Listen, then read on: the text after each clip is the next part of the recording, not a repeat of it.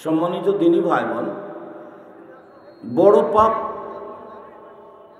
এমন কতগুলি বড় পাপ আছে যে পাপগুলির দুনিয়াবী শাস্তি আছে,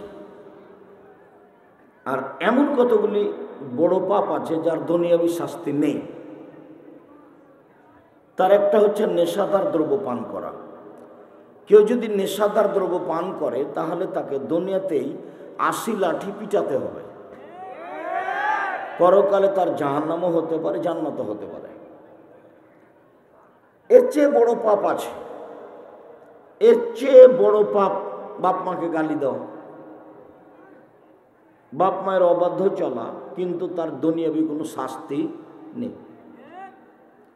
এর চেয়ে বড় পাপ মিথ্যা সাক্ষী, না ওভাবে সাড়া দিতে হবে না, এক খেয়ালে চেয়ে থাকো, বোকামির প্রয়োজন নাই, কথাটা ধরে থাকতে হবে, এটা প্রয়োজন। মিথ্যা সাক্ষী দেওয়া মহাপাপ, কিন্তু দুনিয়াবী কোনো শাস্তি উল্লেখ নেই। মিথ্যা কথা বলা মহাপাপ, কিন্তু দুনিয়াবী কোনো শাস্তি উল্লেখ নেই। সুদ খাওয়া বড় থেকে বড় পাপ, দুনিয়াবী কোনো শাস্তি উল্লেখ নেই। তো দুইটা পাপের ভাষাগত অবস্থা খুব কঠিন। তার মদের পাপের যে ভাষা উল্লেখ করা হয়েছে তা খুব জটিল, আর সুদের পাপের যে ভাষা উল্লেখ করা হয়েছে সেটাও খুব কঠিন। রাসূল সাল্লাল্লাহু আলাইহি সাল্লাম বলেন, মায়াকুল দিরহাম রিবা ওয়া ইয়ালাম আসাদ্দু মিন সিত্তাতি ওয়া সালাসিনা জিনিয়া। কেউ যদি জেনে শুনে ১ টাকা সুদ খায়, ৩৬ বার জেনা করে যত পাপ হবে, ১ টাকা সুদ খেলে তার চেয়ে বেশি পাপ হবে। পৃথিবীর কোনো আর পাপকে জেনার সাথে সম্পৃক্ত করা নেই।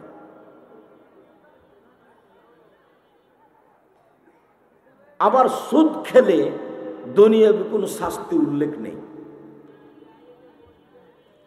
রাসূল সাল্লাল্লাহু আলাইহি সাল্লাম বলছেন, আর রিবা সাবউনা জুজান আইসারহান কারাজুল উম্মাহু। সুদের পাপের ৭০টা ভাগ আছে, ছোট থেকে বড়, বড় থেকে ছোট। তার সবচেয়ে যেটা ছোট পাপ সেটা হলো মার সাথে জেনা করলে যেমন পাপ হয়। তো মার সাথে জেনা ভাষায় তো কঠিন, বাস্তবতা তার কত জটিল, কত কঠিন। তো রাসূল সাল্লাল্লাহু আলাইহি সাল্লাম বলছেন, কেউ যদি ১ টাকা সুদ খায় তাহলে সুদের ৭০টি ভাগ রয়েছে পাপের, তার ছোট ভাগ হলো মার সাথে জেনা করলে যেমন পাপ। আবার আল্লাহর নবী বলছেন যে সুদ খাবে তাকে রক্তের নদীতে ফেলে দিয়ে পাথর থেকে পাশ থেকে পাথর মেরে তার মুখটাকে ভেঙে দেওয়া হবে বারবার। এমন কোনো পাপ নাই দুনিয়াতে যে পাপ করার পরে তাকে রক্তের নদীতে ফেলে দেওয়া হবে এবং পাশ থেকে পাথর মেরে তার মুখটাকে বারবার ভেঙে দেওয়া হবে। এরকম কোনো পাপ দুনিয়াতে নেই। এটা একটা পাপ, যেটা সুদ। আর সুদের ফলাফল হলো যে সুদ খাবে তাকে ভিক্ষুক হতে হবে, আজ হোক আর কাল হোক। কেন? আল্লাহ বলছেন, ইয়ামহাকুল্লাহুর রিবা ওয়া ইউরবিস সাদাকাত। সুদ মানুষের টাকাকে কমিয়ে দেয় আর দান মানুষের টাকাকে বেশি করে দেয়। কথা দুটি কোরআন মাজিদের, কিন্তু হুবাহু বাস্তবে উল্টা। কেন? আমি যদি ১০০ টাকা থেকে ১০ টাকা দান করে দিই, দিয়ে বাক্সে রাখি ১ বছর, ১ বছর পরে বের করলে দেখব যে ৯০ টাকায় আছে। আর যদি আমি শতকরা ২০ টাকা সুদ নিই, তাহলে দেখব যে মাস পরে, বছর পরে সুদের টাকা কি হয়েছে? বেড়ে অনেক হয়ে গেছে। কিন্তু আল্লাহ এটা কি বললেন? আল্লাহ বলছেন, ইয়ামহাকুল্লাহুর রিবা ওয়া ইউরবিস সাদাকাত। সুদ মানুষের টাকাকে কমিয়ে দেয় আর দান মানুষের টাকাকে বেশি করে দেয়। এর বাস্তবতা আপনাকে শোনাই। দিনাজপুর শহরে একটা বড় মসজিদ আছে, মসজিদের চতুর্দিকে জুমার দিন ওরা কাপড় বিক্রি করে। এটা সবচেয়ে ভালো হয় ঢাকা বাইতুল মোকাররমের সাথে মিল করলে। তো ওরা 3-4 জন কাপড় বিক্রি করছে, পাঞ্জাবি বিক্রি করছে। তো একজন বলছে পাঞ্জাবি, আর একজন বলছে 3000। তো সারাদিনে ওরা জোহরের পর থেকে নিয়ে জুমার পর থেকে নিয়ে 2 ঘন্টাতে বা সন্ধ্যা পর্যন্ত প্রায় 20-30 হাজার টাকার, 50 হাজার টাকার বিক্রি করেছে বা 1 লাখ টাকার বিক্রি করেছে। আসলে পাঞ্জাবির দাম ছিল 300 টাকা, কিন্তু একজন বলছে পাঞ্জাবি আর আরেকজন বলছে কি 3000। এবার বাড়ি যাওয়ার সময় তারা ভাবছে যে লাভ আজকে ভালোই হলো। বিশ্বাস করো, তুমি 2 মাস 4 মাস পরে গিয়ে দেখো দোকানটাও নেই, দোকানদারও নেই, লোকটাই নেই। এটা কি হলো? লোকটাও নাই, দোকানও নেই। এখানে আরেকটা কথা মনে রাখবে, এই ছেলে, ওই পিছনে আপনার ছেলে ওই হেঁটে বেড়াচ্ছে কেন? ওই যে হেঁটে ওইদিকে উঠে যাচ্ছে কেন? তোমাকে আমি বললাম যে হয় বসতে হবে, না হলে একবার স্থির দাঁড়াতে হবে। আমি কি মগের মূল্য, আমি কি ভোট চাইতে এসছি এখানে? তা আপনি ওভাবে দাঁড়িয়ে গল্প করছেন, আপনার একটু লজ্জা হয় না কেন? আপনি শরম করেন না একটু? আপনার একটু লজ্জাবোধ কাজ করে না? আমি তো আপনার জন্য এসেছি ঢাকা থেকে, অনেক কষ্ট করে এসেছি। আপনি কোন সাহসে বসে গল্প করেন? আপনার একটা শরমের দরকার আছে, আর একটা শরম থাকা দরকার। নির্বাচন করে করে করে একবারে গরু ছাগল হয়ে গেছে, পশু প্রাণী হয়ে গেছে, কুশৃঙ্খলের মতো হয়ে গেছে। কোন লজ্জা আপনি ওখানে গল্প করেন? আমি আব্দুর রাজ্জাক বিন ইউসুফ কথা বলছি, আমার একটা কথার মূল্যের কোটি টাকা দাম। আপনি ওখানে গল্প করছেন মানে কোন সাহসে গল্প করেন? কি মনে করেন আপনি?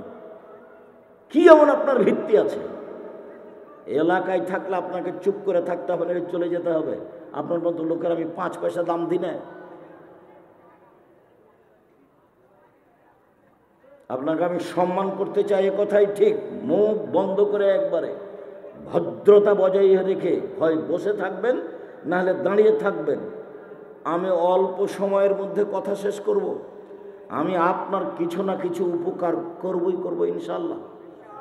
আমি আমার জিন্দেগিতে জীবনে কোনোদিন আমি অপ্রয়োজনীয় কথা বলিনি। 33 বছর থেকে আমি বক্তব্য দিই, 33 বছর 90 সাল থেকে এখন পর্যন্ত আমি কোনোদিন অপ্রয়োজনীয় বাক্য বলিনি, কোনোদিন কেসা কাহিনী বলিনি, কোনোদিন মানুষের কাছে পথ খরচ পাথর যায়নি। এটাই সেই দিনাজপুর, 1 পয়সাও দেয়নি, বিদায় করে দিয়েছে রাজশাহী। এটাই সেই দিনাজপুর। পরীক্ষা করে দেখেছে, দেখি টাকা না দিলে কি করে।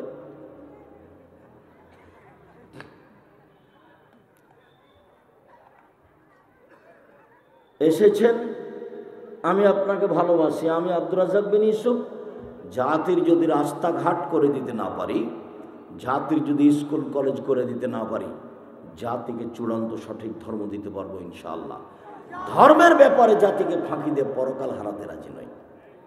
আমার দৃঢ়তা খুব বেশি। আমার জীবনে কোনোদিন কোনো সভাপতি সেক্রেটারি, মসজিদের সভাপতি সেক্রেটারি কাউকে হিসাব করে আমাকে বক্তব্য দেওয়া লাগেনি, কোনোদিন না। ওকে আমি উঠাই আর বসাই।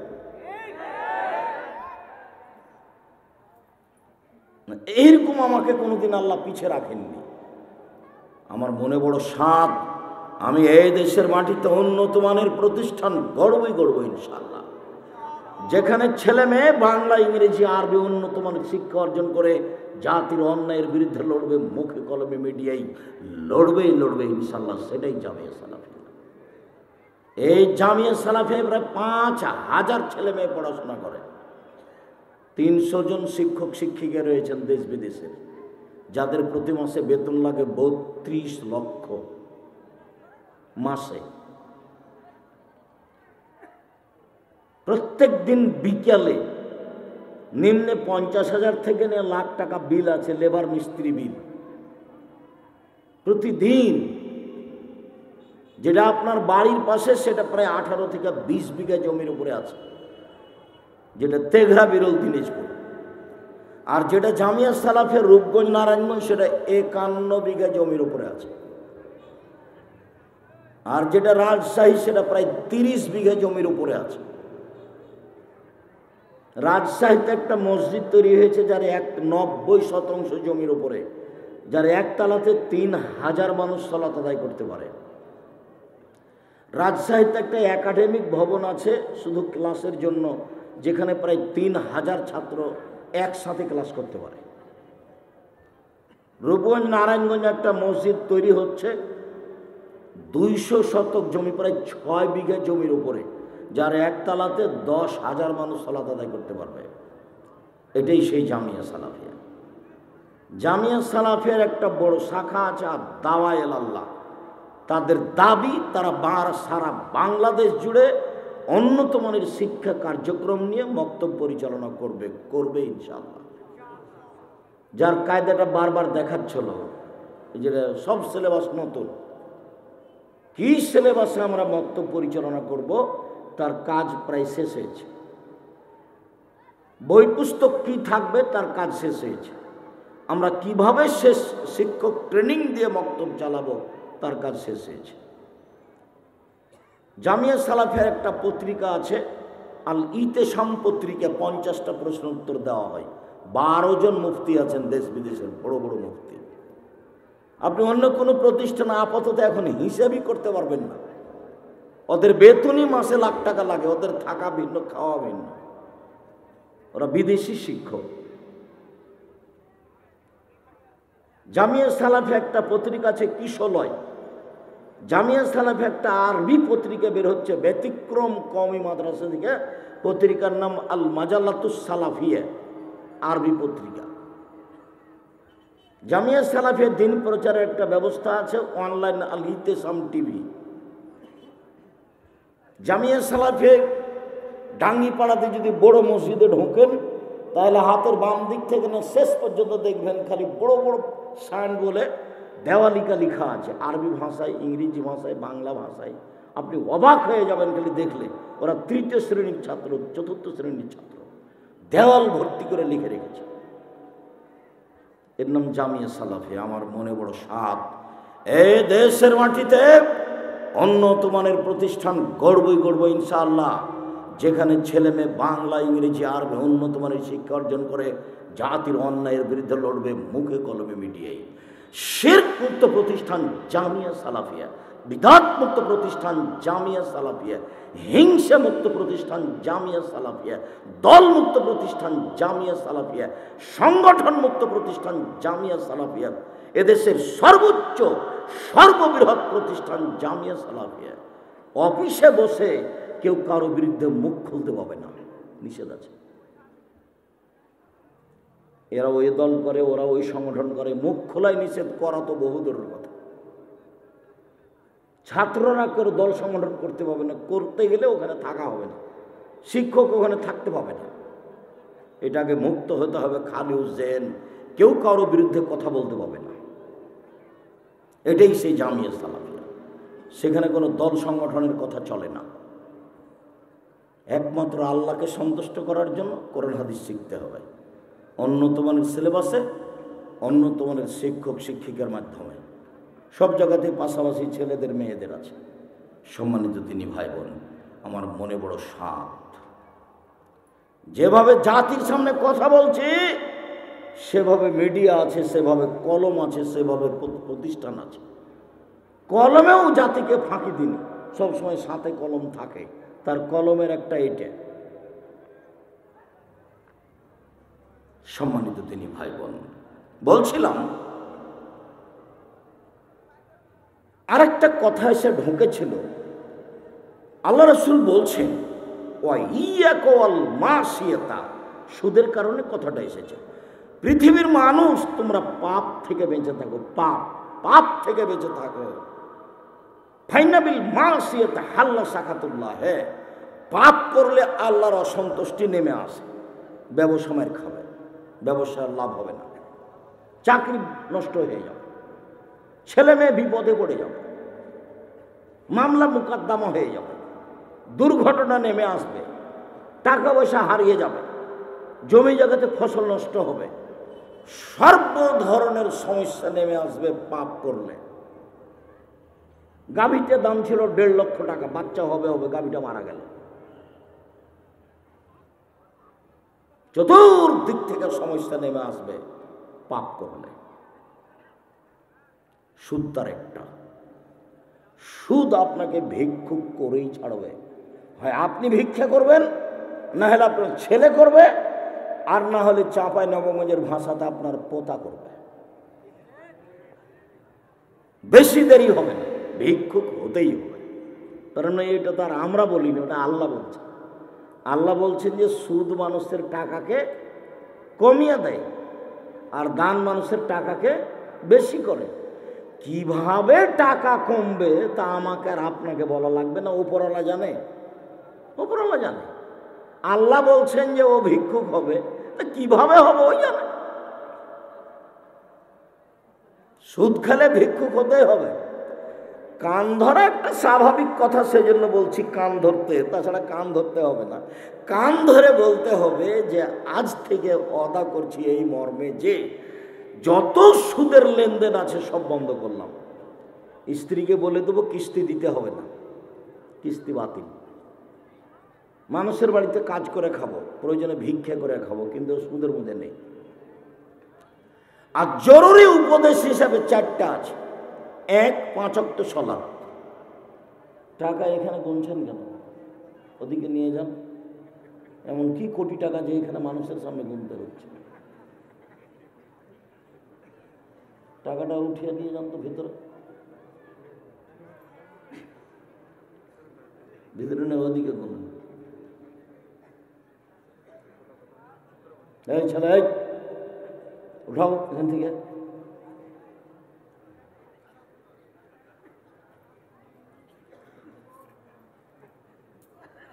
সম্মানিত দিনী ভাই বোন, পাপ আপনাকে ভিক্ষুক করবেই। কিভাবে করবে সেটা আমি আর আপনি বুঝতে পারি আর না পারি, কাউকে বলা লাগবে না। রাসূল সাল্লাল্লাহু আলাইহি ওয়াসাল্লাম যে বাক্যটা বলেছেন এর দাম আছে। ওয়া ইয়াকুল মাসিয়াতা, পৃথিবীর মানুষ তোমরা পাপ থেকে বেঁচে থাকো। ফাইন্না বিল মাসিয়াতা হাল্লা সাখাতুল্লাহ, পাপের কারণে আল্লাহর অসন্তুষ্টি নেমে আসে, সব সমস্যা নেমে আসে। যার জন্য 4টে জিনিস জরুরি বলি। 1, 5 ওয়াক্ত সালাত। দুনিয়াতে এর চেয়ে মানুষের জীবনে কোনো জরুরি কাজ নেই, সেটা হাইকোর্ট, জজ কোর্ট, যেটাই হোক না কেন, পৃথিবীতে মানুষের জীবনে এর চেয়ে কোনো জরুরি কাজ নাই। 2, হালাল রুজি। 24 ঘন্টার মধ্যে যা টাকা পয়সা শ্বশুর কাছে যৌতুক নিয়েছেন তা ফেরত দিতে হবে। আর বোনকে জমি দিয়ে দিতে হবে সন্ধ্যা হতে হতে। আপনার বাপ মরা 20 বছর হলে এখন পর্যন্ত বোনকে জমি দেননি কেন? আপনি কুকুর শ্রীগালের চেয়ে খারাপ না পশু প্রাণীর মতো মানুষ আপনি একটা?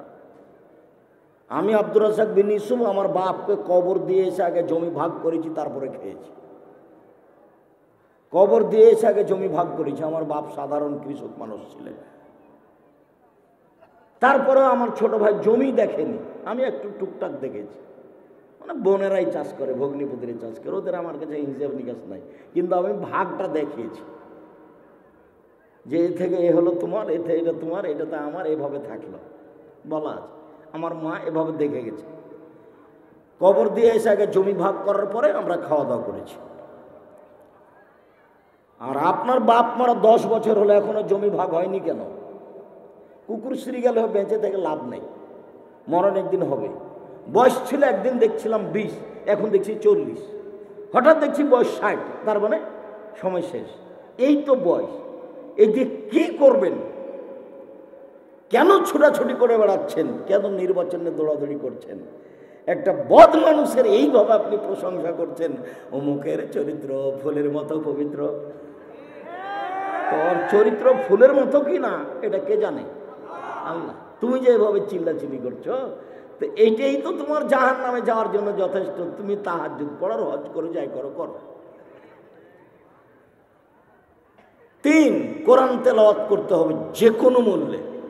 24 ঘন্টায় একবার না একবার কোরআন মাজিদ পড়তেই হবে। কিছু না পারলে কি পড়তে হবে? সূরা ইখলাস, ফাতিহা কেন, সূরা ইখলাস 3 বার।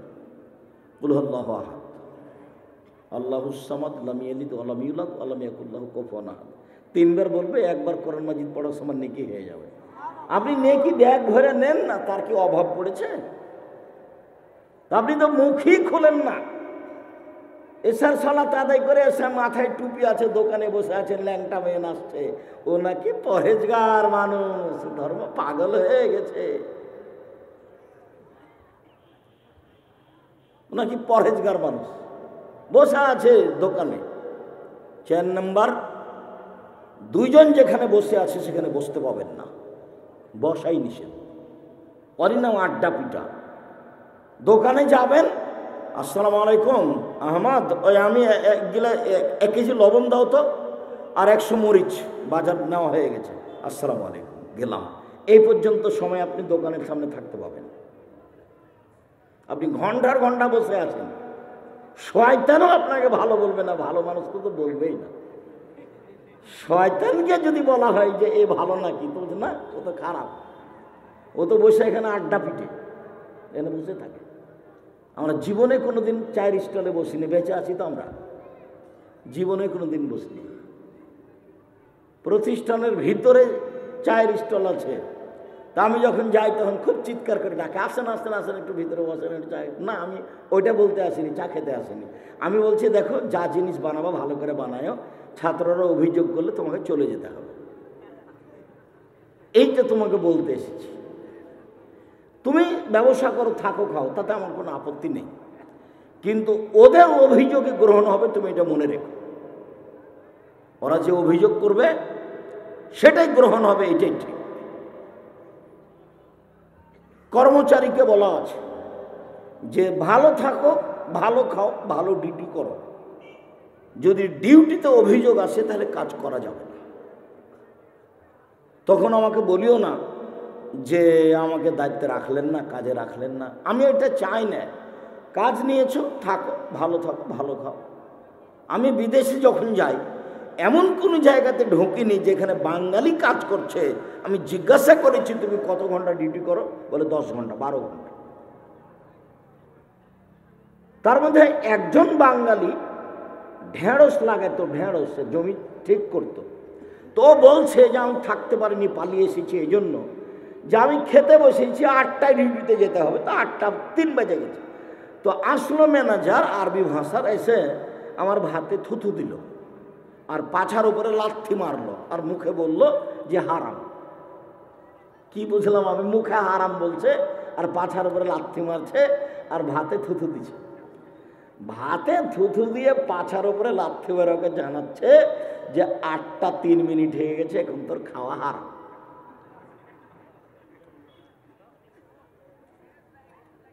এর নাম বিদেশে কাজ। ওটা এদেশেও আছে, বিমানবন্দরে আছে, ডিউটির 19-20 নেই।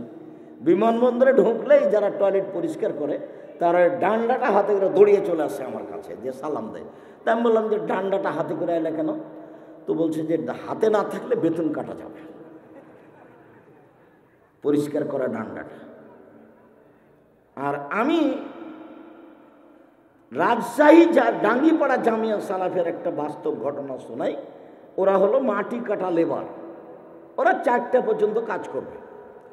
তো তখন 4টায় আজান হচ্ছিল, বড়দিন মনে হয়। তো ওই ডালি ওর মাথায় আছে, পাছা আছে, মাথাতে মাটি আছে, তা আজান হয়ে গেছে, আর ওইখানে যা ফেলবে মাটিটা, ওইখানে ফেলে দিয়েছে। জি জি, মানে সময় হয়ে গেছে, সেই জন্য এই মাটিটি আর ওখানে নিয়ে যাবে না, এখানে ফেলে দিয়েছে।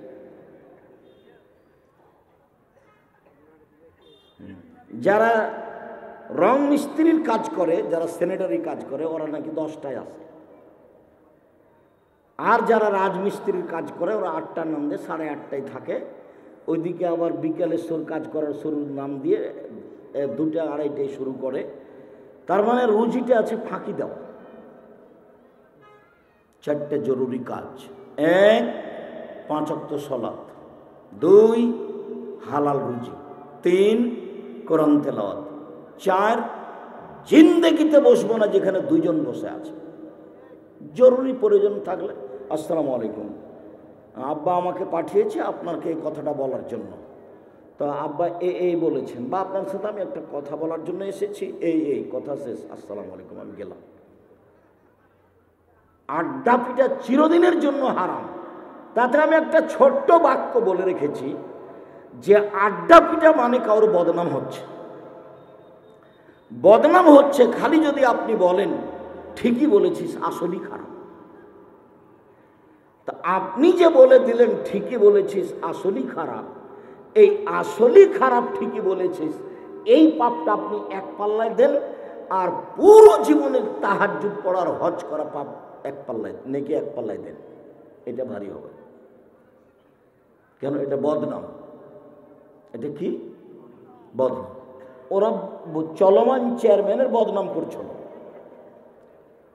তো আমি যে বসলাম, তো কিছুক্ষণ পরে 2 মিনিট 1 মিনিট পরে আমি বলছি আসলে ঠিকই বলেছিস, এই বর্তমান চেয়ারম্যান আসলেই খারাপ। এর জবাব কি? আজকে ওই কি বলছে যে এমপি নমিনেশন দিয়েছে, তো ওই চিরির বন্দরে ওরা খুব, যার ওরা নমিনেশন পেয়েছে তার খুব প্রশংসা করছে। আমাকে খুব ভালোবাসে, তখন আমাকে বসে রেখেছে ওখানে। কি কি খাবার দিচ্ছে, খুব ভালোবাসা দেখাচ্ছে। আমি বলছি আপনারা যেই প্রশংসা করছেন এর যে কি হবে আল্লাহ। আড্ডা পিটবেন না, চিরদিনের জন্য হারাম। সম্মানিত দিনী ভাই বোন, সুদ মহাপাপ, দুনিয়াতে তার শাস্তি উল্লেখ নেই। কেউ যদি তাকে 100 লাঠি পিটিয়ে এলাকা থেকে 1 বছরের জন্য তাড়িয়ে দিতে হবে, পরকালে তার জাহান্নামও হতে পারে, জান্নাতও হতে পারে। এর চেয়ে বড় পাপ আছে, কিন্তু শাস্তি এরকম না। এতিমের মাল খেয়ে নেওয়া এর চেয়ে বড় পাপ, কিন্তু শাস্তি এরকম নয়। কেউ যদি বিবাহ করার পরে জেনা করে, তাহলে তাকে ইট ঢেল পাথর দিয়ে মেরে মেরে মেরে ফেলতে হবে, তার একদিন বেঁচে থাকার সুযোগ নেই। এদেশের লাখো ভাবিকে ইট পাটকেল দিয়ে পাথর দিয়ে মেরে ফেলতে হবে সরকারিভাবে, যারা দেবরের সাথে জেনায় লিপ্ত হয়েছে। এদেশের লাখো দুলা ভাইকে সরকারিভাবে ইট ঢেল পাথর দিয়ে মেরে ফেলতে হবে, যারা সেলিকার সাথে জেনায় লিপ্ত হয়েছে। এদেশের লাখো পুরুষ নারীকে ইট ঢেল পাথর দিয়ে মেরে ফেলতে হবে, যাদের জাজল্য স্ত্রী বাড়িতে আছে, এরপরে অন্য মেয়ের সাথে জেনায় লিপ্ত হয়েছে। এখান থেকে বাঁচার দুনিয়াতে কোনো পথ নেই। এটা দুনিয়াবি শাস্তি, পরকালে জাহান্নামও হতে পারে, জান্নাতও হতে পারে। 3 শ্রেণীর পাপীকে মারা যায়, মারা যায় না, মারতে হবে। সরকারিভাবে হত্যা করতে হবে 3 শ্রেণীর পাপীকে। তবে 2 শ্রেণীর পাপীর বেঁচে যাওয়ার পথ আছে। 3 শ্রেণীর পাপীকে হত্যা করতে হয়। তার 1 শ্রেণীর পাপী বলছে যে আমি কোরআন মাজিদ মানি না, সরকারিভাবে একে হত্যা করতে হবে। কেন? ও বলেছে কোরআন মাজিদ আমি মানি না। তো একে ফাঁসিতে নিয়ে যাওয়া হয়েছে সরকারিভাবে, ফাঁসির মঞ্চে দেওয়াও হয়েছে টান টান। তখন বলছে আচ্ছা তা ভুলেছে, আমার ভুল হয়েছে, আমি কথা ফিরিয়ে নিলাম। কোরআন মাজিদ আল্লাহর বিধান, কোরআন মাজিদ আল্লাহর দেওয়া গ্রন্থ, ওকে নামিয়ে নিতে হবে। কিন্তু পাপটা ছিল তার হত্যার যোগ্য, কিন্তু তার নিজের কারণে আবার কি হলো, ফিরে আসল। আপনি যদি আমাকে হত্যা করেন, আমার বাপ মা আপনাকে হত্যা করে নেবে, তার নাম কেসাস। তো আপনি আমাকে হত্যা করেছেন, এখন আমার বাপ মা আপনাকে হত্যা করার জন্য সরকারিভাবে বলা হয়েছে, মঞ্চে আপনাকে নিয়ে যাওয়া হয়েছে, শুনি মঞ্চে, ফাঁসি মঞ্চে। এখন আমার বাপ মা বলছে মাফ করে দিলাম, মাফ করে দিলাম, না না না আমরা কেসাস নেব না, মাফ করে দিলাম, আমরা কেসাস নেব না, মাফ করে দিলাম। এখন আপনাকে মঞ্চ থেকে নামিয়ে নিতে হবে, কেননা মাফ করে দেওয়া আপনার ব্যাপার। হত্যা ছিল, পাপ ছিল হত্যার যোগ্য। 3, বিবাহ করার পরে জেনা করলে তাকে হত্যা করতে হবে, ফাঁসি দিতে হবে, ইট ঢেল পাথর দিয়ে মেরে ফেলতে হবে। পৃথিবীর এমন কোনো বিধান নেই যে বিধান দিয়ে তাকে বাঁচাতে পারা যায়, বাঁচানোর কোনো পথই নাই।